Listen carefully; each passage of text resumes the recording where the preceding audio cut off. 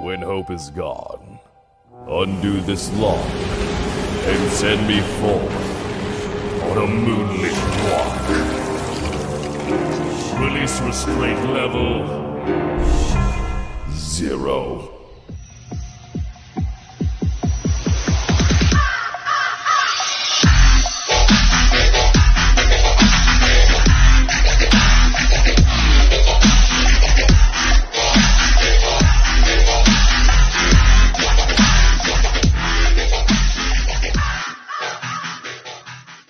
Hey kids, wanna see a dead body?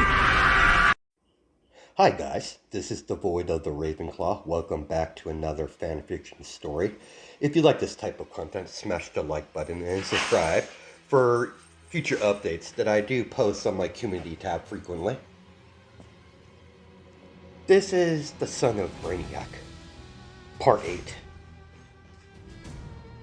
Now let's continue where we last left off in our story. After Dobby left the lab to head to his room,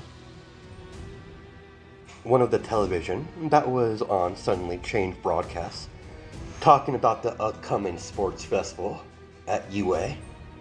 That caught Deku's attention. Deku suddenly formed a malicious grin on his face. Sports festival, you say? This is going to be a very interesting sports festival indeed. As Deku starts to laugh, his normal laugh turned into full-blown psychotic laughter. Dobby could hear the psychotic laughter coming from the lab. That sent shivers down his spine. Dobby can guarantee by that crazy laughter he clearly has some sort of scheme being developed in that crazy mind of his. He feels sorry for whoever gets in his line of sight. It never ends well. Deku immediately began to double his efforts in upgrading the Mark 1. The Mark 1 is going to have its grand entrance at the sports festival. Several of them, by fact. He immediately started to work on the Mark 1, Mark 2, and the Mark 3. Deku has no intention of involving the League of Villains in this game. The League will get credit regardless, but he wants to do this just himself. When Dobby, Toga, and Mr. Compress entered the main laboratory, they saw Deku working with a purpose, with a vicious grin on his face. It seems like Leader Sama got a stroke of inspiration. There you are, Dobby. You came at the right time. Where'd the other one? I believe his name is Twice. The one with the split personality. Sleeping. I'll inform him later. Very well. I'm in the process of preparing our next operation. I won't need any of you. I won't need anything from the team currently that I have planned. It's quite simple.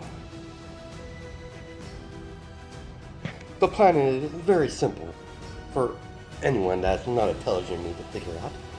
I plan to attack the sports festival.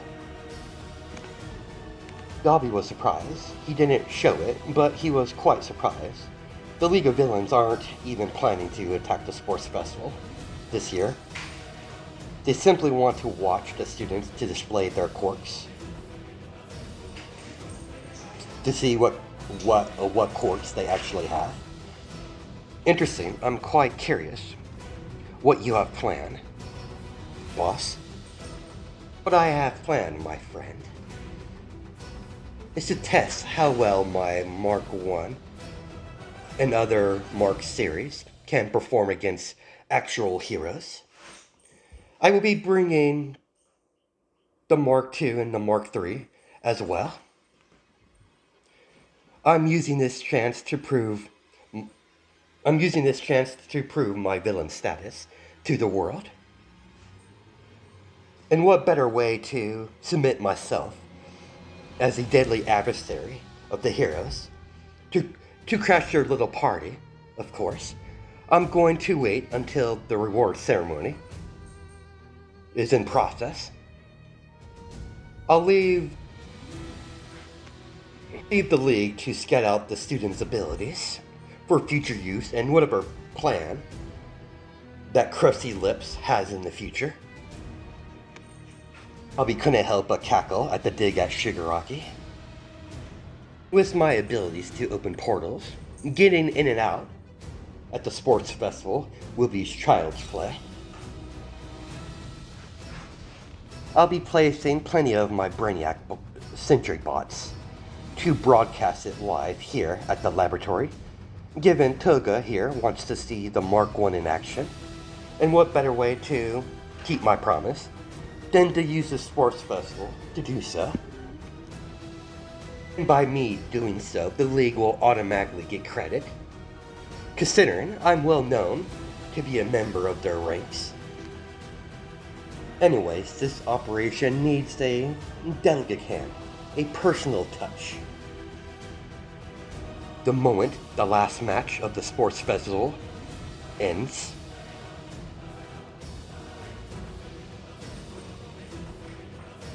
I will initiate my attack by sending many of my brainiac bots to place one of my energy generators. Once this generator is activated or placed, the sports vessel will be encased in an energy shield, preventing anyone from leaving or entering. And of course, the energy generator has a cloaking device installed into it. It won't be easy to spot. Can't have the heroes ruining my fun too early. Holy crap, you're gonna trap them inside you, with you, and your killing machines. You're planning to slaughter a lot of people, aren't you? That only made Deku have a massive grin on his face. That was enough response for Dobby to get his answer. Seeing glimpses of this Mark I you've mentioned, it's pretty terrifying looking. Months later, as you can see, the stadium is filled with people as all of the students are getting prepared to take part in the sports festival, waiting for the first event to start, the race. All the upcoming heroes begin to gather up to start the first event, the race. The moment they got the green light, all the students charge, only for their paths to be blocked by a glacier of ice, blocking the exit, leaving Shoto Todoroki much needed time to get ahead, only to be met with a couple of 2-pointers and 3-pointer robots to get in his way. When Shoto easily took care of the threat, unfortunately, that gave Bakugo enough time to break through the ice and get the lead, blasting past Shoto Todoroki. Gaining the lead, Todoroki immediately wasn't too far behind Bakugo. By that time, the rest of the students has finally made it past the ice wall that Todoroki made and tried to catch up. The first obstacle the students faced was a cliffside, only having a thick rope connecting to each side of the cliff. Of course, Todoroki simply used his ice to get over the cliffside, while Bakugo simply had to use his explosions to fly over the cliff, forcing all the other students to use the rope that can't use their corks to fly over to the cliffside. Many of the students managed to get over the cliffside. Some students had more trouble than others, but they finally made it. The second obstacle that were met with was a live minefield that Koski Bakugo experienced personally. The moment he touched the ground, a landmine went off, blasting him to the side, hitting a tree, and giving Todoroki the perfect opportunity to take the lead. Bakugo noticed that as he grind his teeth, as he went blasting forward, catching up to young Todoroki. As they're fighting for dominance, who is going to take the lead, Bakugo realized by this time he won't be able to gain any lead on Todoroki if he doesn't do something drastic. He's gonna lose. So of course, the crazy-ass walking bomb factory thrust his hands downwards and released a huge explosion, as there was a chain reaction of landmines were sent off. Bakugo used the force of the explosions from the landmines to boost his speed while flying, crossing the finish line, giving Bakugo the first place, giving him 10 million points, and positioned himself in the lead. Todoroki wasn't too far behind, getting second place. There was only an hour break until the jousting event. I think it's called the jousting event, but I'm not totally sure on that. I didn't really look it up. It's been a while since I've seen the first season of the anime, so I'm not really sure, but it doesn't really matter. You could see Deku in the stands, waiting for the jousting event to start. Deku is wearing a black hoodie, concealing his face, at least considering his upper face, blocking out his eyes and nose, only leaving his mouth visible. When the jousting events started, he kept an eye on a few specific students, like Todoroki and that angry blonde Bakugo. The angry blonde Bakugo has shown to be a quick thinker, and he's able to think on his feet. It was logical, Bakugo. Very logical for Bakugo to be the main target for everyone to focus on, considering how many points he is holding currently, tied around his forehead, blowing away anyone that tried to get close to him in his team. The son of a Dever was the first one to target Bakugo. Todoroki soon realized he's wasting too much time just targeting Bakugo, so Todoroki shifted his targets to the other students and started to gaining points by taking their headbands. The jousting event was pretty much a cat and mouse between all the students. The event finally ended, leaving Bakugo still in first place, Todoroki in second.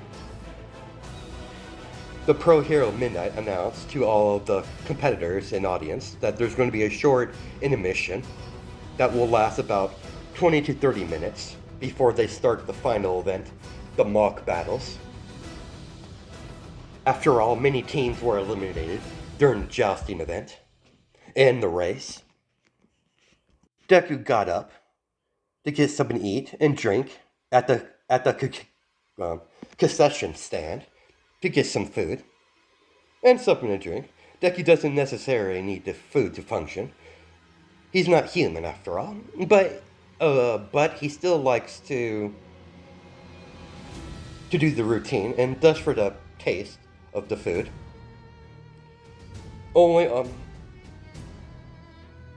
he was too focused on what sort of food they'll have here. He forgot to watch where he was walking as he accidentally bumped into someone. He was quick surprised to see the person he just bumped into was Eraserhead himself. He schooled his facial expressions. My apologies, I wasn't looking where I was going. Quite alright, just be careful where you walk. You look oddly familiar. I swear I've seen you before. Who knows? You're a hero, after all. You could have came across me while you were on the field, Mr. Eraserhead. You're quite informative.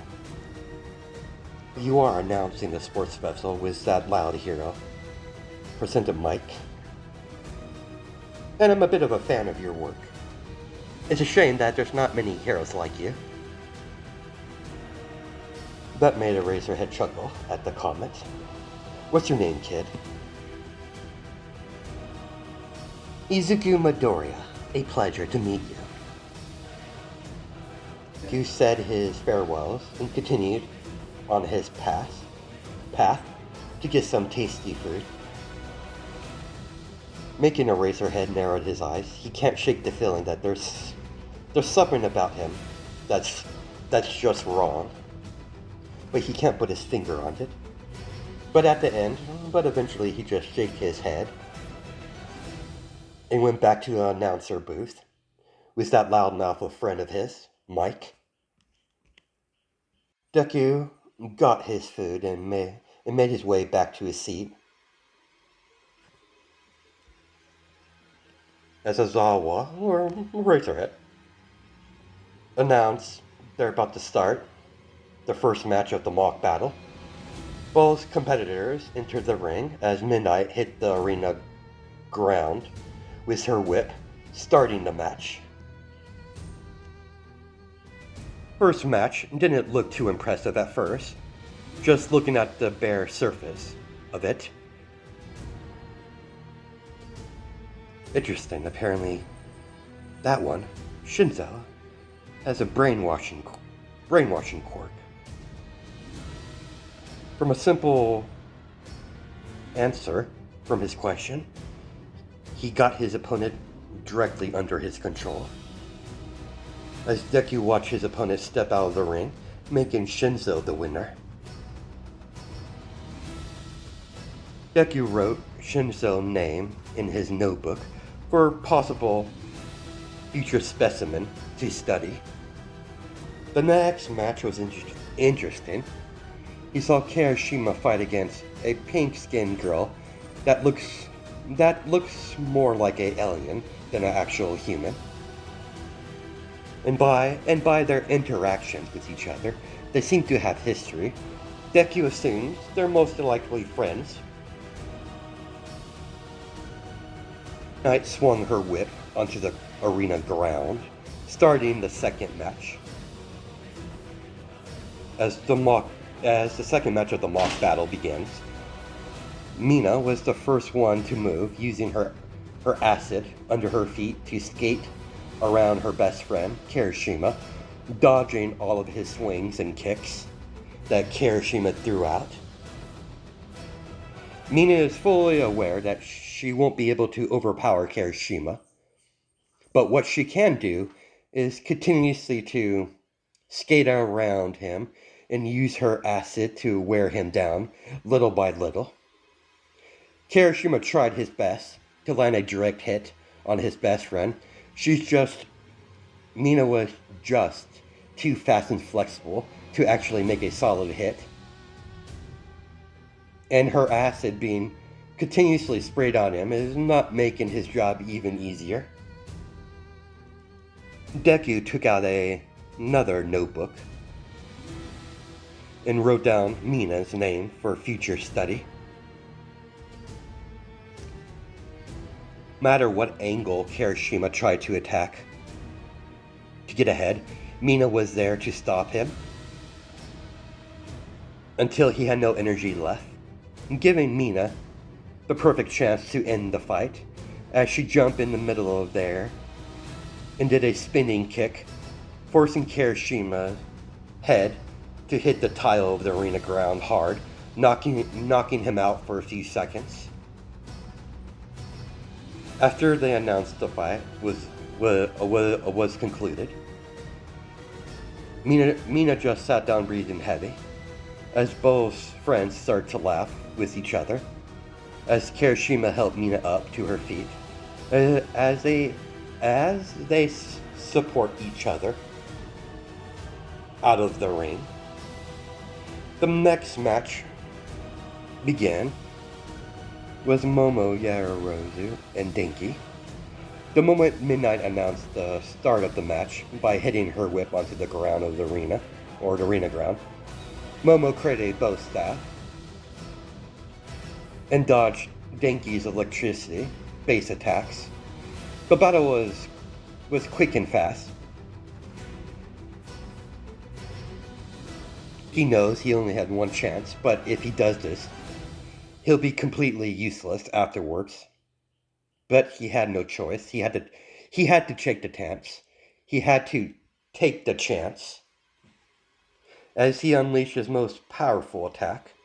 But Momo already saw that coming and used her flexibility and speed to completely dodge the electric attack and land a devastating combo with her metal bow staff, knocking him out of the ring, making Momo the winner. Several more matches transpired. More names were written on both of Deku's notebooks. Mina and Momo are currently in the ring, getting ready to start their match. The moment Midnight swung her whip to hit the ground of the arena, both girls begin to charge at each other. One wielding a metal bow staff, while the other is using acid to her advantage under her feet to increase her speed and use her flexibility to dodge around the bow staff. The fight seemed to be evenly matched until Momo started to implement flashbangs with a couple strikes from her bow staff.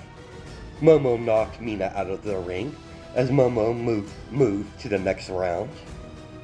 The next few matches were interesting for Deku. As the brackets started to get smaller, as they announced the next match, Bakugo was fighting some round-faced brunette that goes by Uraraka, or Uraraka, whatever how you like to pronounce it. Each time she tried to make physical contact, or trying to place 5 fingers onto Bakugo, Bakugo would just blow her away using his explosions. Bakugo is clearly holding back, but the crowd don't see it that way, as boos start to be heard for being rough with the girl. Deku was quite impressed by the girl's quick thinking and using all the rubble around the arena by the angry blonde that he broke up with his explosions, as she managed to make several large rubble begin to float in the air without Bakugo even noticing. As the girl wait for the perfect moment to initiate her plan, as several pieces of debris begin to fall from the sky, making Bakugo try to avoid. He managed to avoid the initial attack very easy by utilizing his explosions to either blow them apart or use his explosions to make him maneuver fast around the debris. With all the rubble falling down, Bakugo focuses with all the rubble taken care of and no longer falling onto him like a meteor storm, Bakugo focuses his attention towards his opponent, unleashing a more powerful explosion, trying to knock her out or out of the ring. Bakugo's annoyance, the girl just get back up, refusing to stay down, as she gives Bakugo a very determined look, making Bakugo look like the bad guy here. Bakugo's a dick and a pain in the ass, but he's not that much of a dick. No matter how many times he used his explosions to blast Uraraka away, she just gets back up on her shaking legs. Bakugo had no choice. He knows he's going to get shit for this, but this classmate just won't give up. Well, his female classmate just won't give up. Bakugo unleashed a more powerful explosion that he's shown so far. During this match, he hit Uraraka hard as she flew out of the ring, but she was caught by one of the heroes before she could go slamming into the wall, causing her more further harm to her body.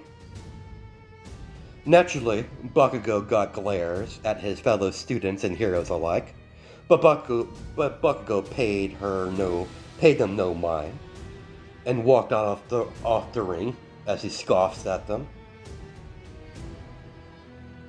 The girl wanted to be treated like a equal, so he did so, using more of a more powerful explosion. The girl's tough. He'll give her that. She earned his respect from that little match of theirs. Like the other extras he came across, she actually took his explosions and got up for more. He respects that. This match was Todoroki. That lasted for 5 seconds. He encased his opponent in ice and left the ring. When it was Momo's turn, to everyone's surprise, she forfeited. She's already exhausted. She has no plans how to defend herself or even win against Todoroki or Bakugo. So she did the most logical thing and withdraw from the competition. She already showed enough. Hopefully it was enough to get here's attention for an internship. After the final match as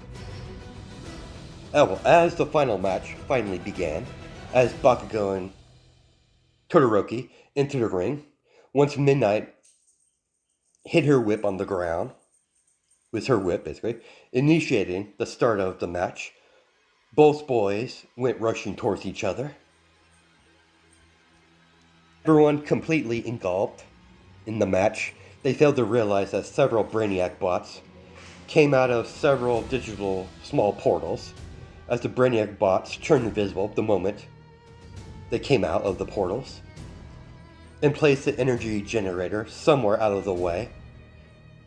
The moment the energy generator was placed, it activated its cloaking device, cloaking itself. Now Deku just has to wait until the end of the match to finally initiate his plan to cause panic and terror. When Todoroki and Bakugo got in striking range, they immediately began to throw punches, kicks towards each other. Deku analyzed Todoroki. Notice, while that human is using his eyes, it's like he's utilizing only half of his quirk, half of his power. Deku immediately figured out what was going on. Ice and fire, a very interesting combination. So that's a dual quirk. Half and half. I've only read about it, such a thing, on this internet. Fascinating. As the match began to intensify, as Todoroki shot a wave of ice towards Bakugo, Bakugo met Todoroki's wave of ice with an explosion. No matter what Todoroki did, he couldn't get past his opponent's explosions. Even when he shot out a ice spike at Bakugo, he simply shot it out of the way with a simple explosion concentrated on a certain point. Todoroki knows he can't prolong this battle. He's starting to see signs of frostbite. He refused to use his fire side to regulate his body, not while he's in this battle. He's only going to use his ice. Bakugo easily could tell that bastard Icy Hot is holding back. He's not using his fire side. He's seen him practice, but never actually used it in combat. To his knowledge. He never used his fire side once in any combat exercise that the Class 1A was a part of, outside of the sports festival. Outside of the USJ attack. They're currently in the sports festival right now. That just pissed off the blonde even further. Of course, Bakugo did a very Bakugo thing when he's enraged and gets more violent in his attacks. He'll be damned, he'll have his opponent only use half his strength. Bakugo refused to win that way. He decided to put on the pressure. But he can't take his time like he would like to. He's already noticing. He started sweating less. He's fine with that, considering both of his gauntlets are already filled with his sweat, ready to be used at a single command of his pulling the pin, basically.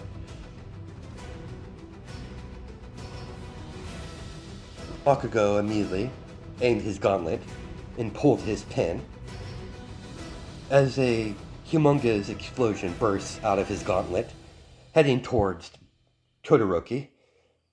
Out of pure panic and instinct, he used his fire side to blast himself out of the way.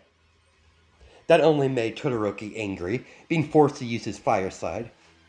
But about time he realized that, blasted out of the arena,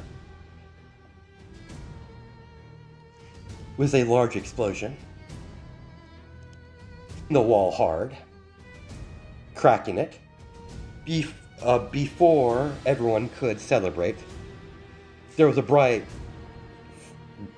flash of green light as a entire green energy dome covers the entire sports festival, trapping everyone inside, leaving the people outside unable to enter.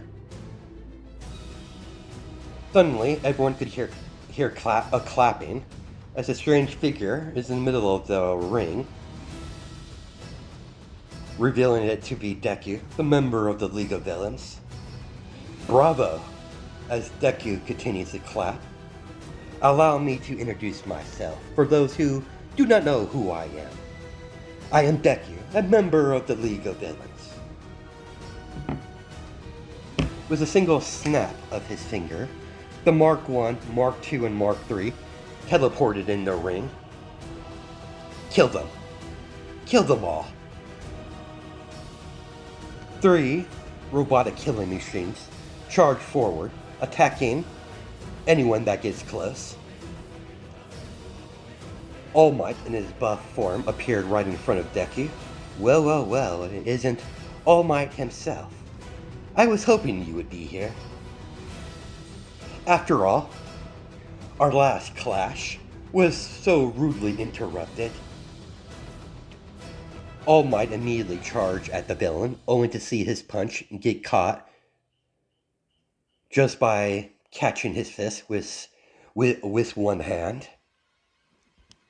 Without no hesitation, Deku kicked the number 1 hero in the stomach, making the hero go flying into the wall hard as spiderweb cracks begin to form on the wall behind All Might when he made contact with the hard surface of the stone. Several more pro heroes came rushing out. Midnight tried to use her quirk to knock the villain out, but she realized that the mask he has on, covering the bottom part of his face, might have a gas mask built into it. That's concealing the bottom part of his face. Naturally, her abilities would not even work on Deku, even if he wasn't wearing his mask. His mask face guard. Deku simply waved his arm as all of the knockout gas from Midnight's quirk gets blown away.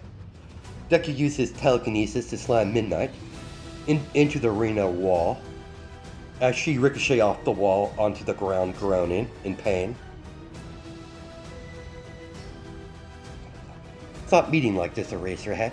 As Deku turned around to face Eraserhead, Deku sidestepped the capture scarf that Eraserhead threw out. Surrender, villain. You're surrounded. You made a grave error attacking the sports festival. Got it all wrong, hero. I'm not trapped in here with you. You're trapped in here with me. You tapped his communicator in his ear and sent his new commands to his killing machines, giving an order to kill the civilians. The moment the killing machines got their orders, the Mark series immediately began to slaughter innocent civilians. While the whole thing is being broadcast, the heroes try to cut the broadcast, only for them to be unable. The entire broadcast system and security system is completely and utterly under Deku's control. See, the rest of the league, that only means you're doing this on your own accord. You're not doing this out of any order from the league. What I like about you, Eraserhead, you're very observant. Indeed, the league is unaware what I'm doing, but they should know by now. Considering this is being broadcast worldwide, as Deku extends both his hands out. In a flashback, before Deku made his grand entrance at the sports festival, Shigaraki was using this year's sports festival to write down all the upcoming heroes' quirks, so he could plan ahead for any future plans he implements involving Class 1A or Class 1B. Shigaraki was drinking a soda when the last match ended. When he caught eye to a very familiar person on the television, he spat out his drink, seeing Deku appear in the sports festival as a energy-like dome sealed off the entire stadium. As Shigaraki looked to Kirigiri. Did you know about this, Kirigiri? I wasn't informed, young master. Interesting. What are you up to, Deku? But it doesn't really matter. The League will benefit regardless. After all, you so proudly announced yourself as a member of the League of Villains. This will spread the name of the League of Villains worldwide. Excellent stroke. Indeed, Deku. Spreading the League's name and spreading fear and terror. A massive stroke. A flashback as Eraserhead charged forward, trying to land a hit on Deku. Deku, on the other hand, just simply dodged every kick and punch that was thrown at him. Deku threw out a kick, only for Eraserhead to do a backflip, dodging the attack. Deku had to dodge an incoming punch from All Might. As he began to dodge All Might, Eraserhead, and Midnight all at once, leaving it at a 3-on-1, while the other heroes are trying to take down the robots. No matter what they did, they couldn't get past the strange energy barrier surrounding the killing machines. Deku could easily defend himself by blocking or dodging their attacks. When Deku decided to attack, he moved so fast that all three of the heroes didn't even notice it before it was too late, as all three of them were hit, as they're all sent in 3 different directions, flying backwards as all 3 heroes hit the wall of the arena in different directions. Deku immediately hopped backwards to dodge a huge explosion. Well, what do we have here? We meet again, little hero. Just die, you villain scum, as Bakugo unleashed another explosion. Bakugo, seeing his initial explosion did not land a hit, he used small explosions to accelerate his movement, and went into a spin kick, and landing a spin kick across Deku's face. Bakugo winced in pain.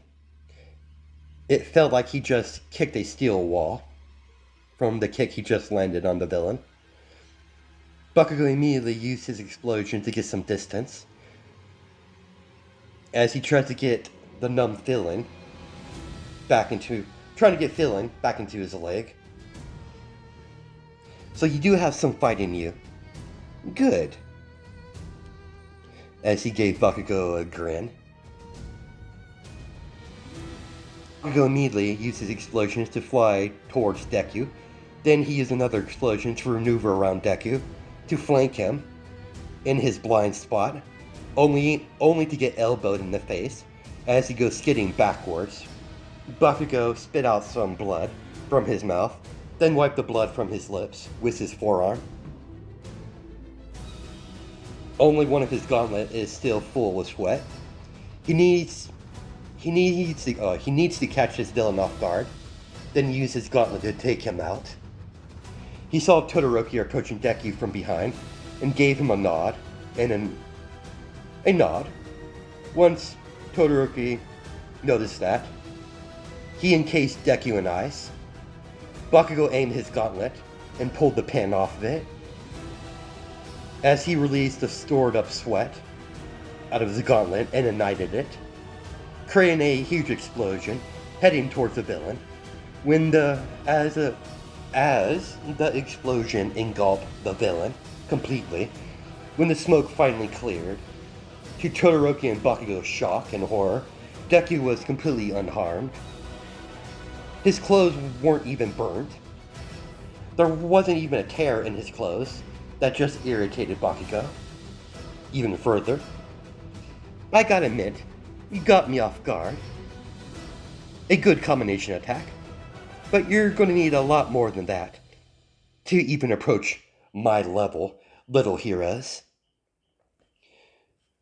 Deku flash stepped and appeared right in front of Todoroki. Deku simply flicked his finger at Todoroki's forehead as he was sent flying into the wall. As spiderweb cracks could be seen where he hit the brick wall. Deku used his telekinesis to make Bakugo fly towards him, and clotheslined Bakugo as the angry blonde hit the ground hard. As Bakugo tried to catch his breath from being clotheslined to the ground, Deku grabbed Bakugo by the hair and lifted him up to his eye level, and began to repeatedly slam his fist into his ribs, making Bakugo cough up spit and blood. Is it all you got? How disappointing, little hero. Bakugo mustered what strength he has left. Another explosion, point blank range, in Deku's face. As his eyes widened, seeing his explosion was completely useless. Deku let go of Bakugo and kicked him away as he went flying into the wall hard. All Might used his chance and threw out and said Detroit Smash with his fist, only to see Deku caught his smash with his bare hand and threw All Might over his shoulder and slamming him into the ground hard, making cracks in the arena ground from the impact. Deku looked around and saw the pro hero, Percent Mike. All Might had a feeling he was going to do something he wouldn't like and try to stop him, only for Deku to stomp his foot onto his chest, pinning him to the ground. He pointed his index finger at Percent Mike as a swirling of energy begins to swirl around his finger. as it fired, went through Placenta Mike's chest, leaving a hole, killing him instantly. Deku pointed his finger at another hero and started killing heroes one after another. All Might is beginning to scream, telling him to stop. Deku only laughed and continued to kill heroes. Deku began shooting more beams of energy, but this time around, he got a malicious smirk on his face and started targeting the remaining living civilians, killing one person after another. You're weak, All Might. But worry not. I won't kill you. That pleasure belongs to another. You gain conscience again. I want you to remember, I beat you. I defeated a glorious #1 hero, All Might himself, and I wasn't even trying. As he grabbed All Might by the face and began to electrocute him, as the #1 hero begins to scream out in pain. I love this sound. I love the sound of your screams. I want to hear more. As he intensified his electricity running through All Might's body, making him scream even louder. Sneaking up on me. 2. As Deku let go of All Might and kicked All Might into the wall, as Deku turned around to see Endeavor, the second ranking number hero in Japan. Amusing as watching you torture and plunder that oaf. You cause enough damage, villain. I'm putting an end to it, and I'm putting an end to it now. Aren't you a cocky one?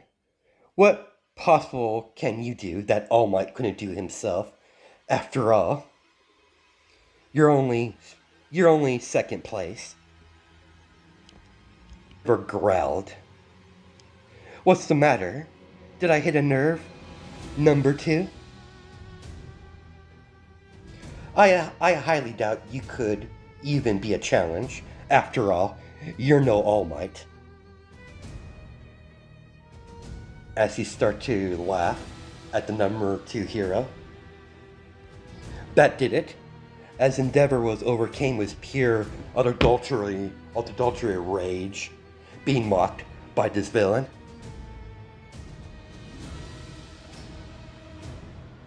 If everyone is witnessing this, could see the massive grin on his face, under his face guard mask, they would be on edge. That's where we're going to stop it. Hope you guys have a good night and day, judging by time zones, and I'll catch you in the next video.